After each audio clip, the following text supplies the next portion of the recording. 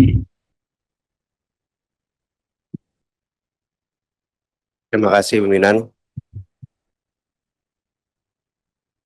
Assalamualaikum warahmatullahi wabarakatuh.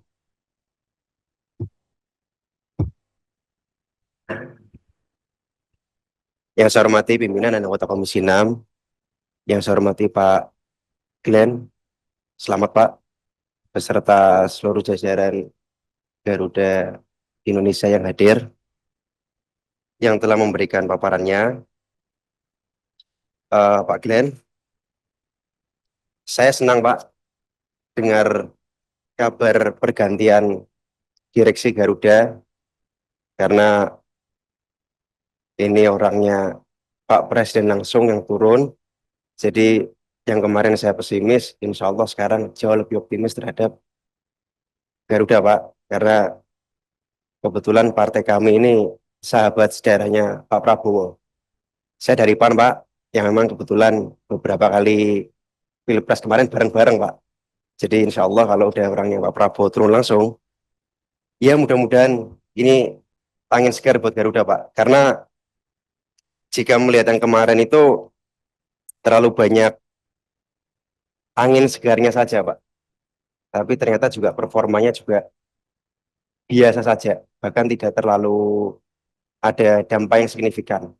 Karena kami melihat seperti gini Pak.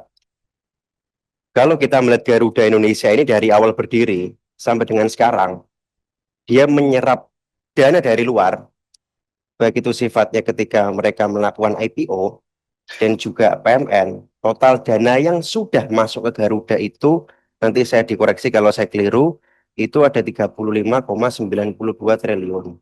Ketika IPO menyerap dari publik 4,75, kemudian PMN itu sempat dapat 7,5 yang waktu panja penyelamatan Garuda periode lalu saya mengikuti, dan sekarang mendapatkan 23,67 triliun.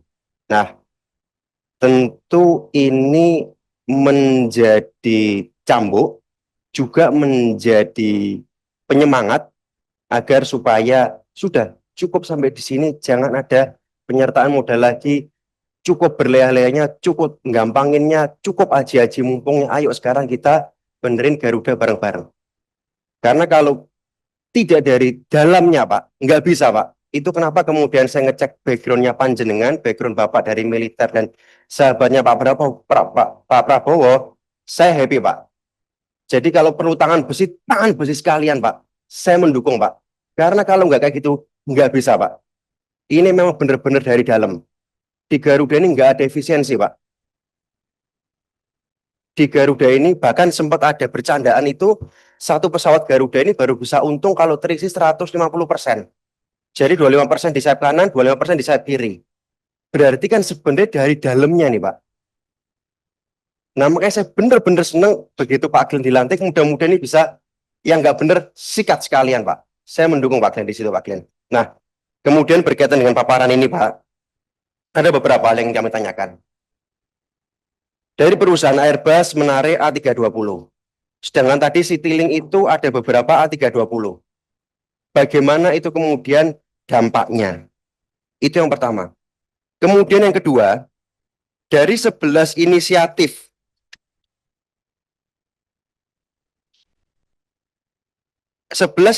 prioritas Garuda Indonesia dalam rangka penyihatan operasional, jikalau diberikan waktu 3 bulan, saya ingin tanya Pak, 3 inisiatif utama yang dijalankan itu apa?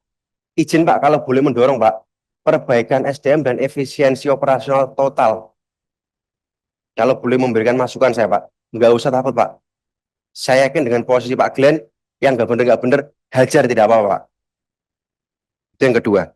Kemudian yang ketiga, saya ingin menanyakan, dari performa keuangan 9 bulan di tahun 2025, pendapatan 2,3 atau 2.300 ini million US dollar, dan kemudian muncul laba operasi 139, gross profit margin di 5,8, otomatis beban usahanya di 94,2%.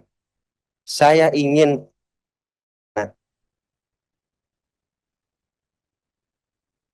bisa bahasa Indonesia nggak?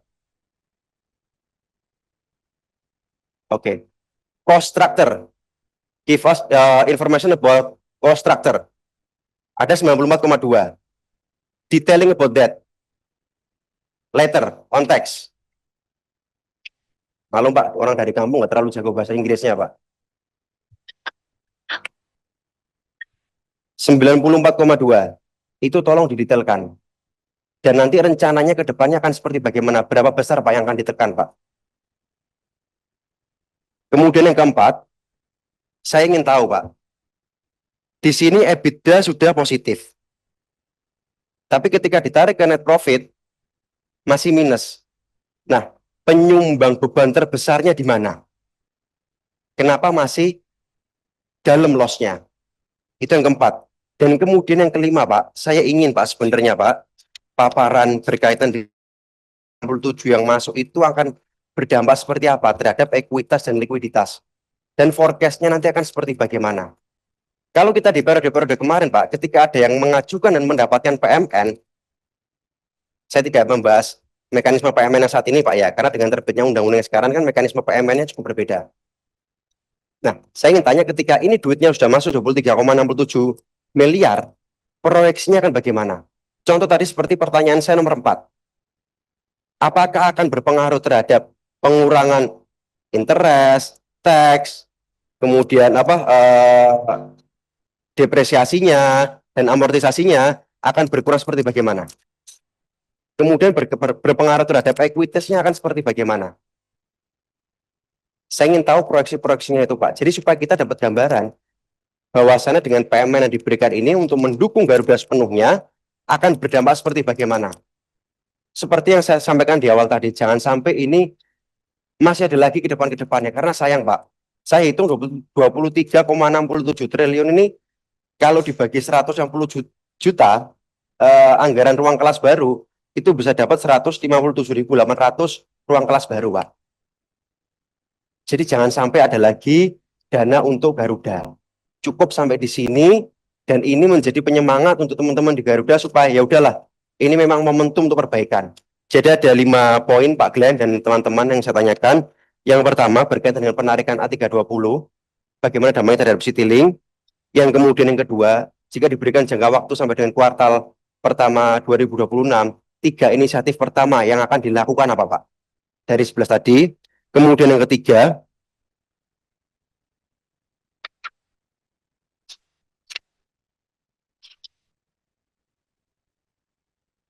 berkaitan dengan gross profit margin yang 5,8 ini tadi ini akan meningkat seberapa besarnya. Dan kemudian yang keempat, saya ingin menanyakan 94,2% dari beban operasi ini detailnya apa aja. Dan yang kelima, proyeksi setelah mendapatkan PMN ini akan seperti bagaimana? Ekuitasnya, likuiditasnya, kemudian berpengaruh terhadap neraca keuangannya, serta laporan keuangannya akan seperti bagaimana Pak? Jadi supaya kita ini juga bisa sama-sama memberikan dukungan, sama-sama bisa saling mengingatkan. Pak Glenn, saya nitip Garuda ke panjenengan Pak. Kalau memang ada nggak pas, nggak benar, silahkan digunakan cara-cara seperti di militer Pak. Saya mendukung 100.000% ke panjenengan. Itu saja dari kami. Ihdinas siratal mustaqim. Wassalamualaikum warahmatullahi wabarakatuh. Matur suwun dominan.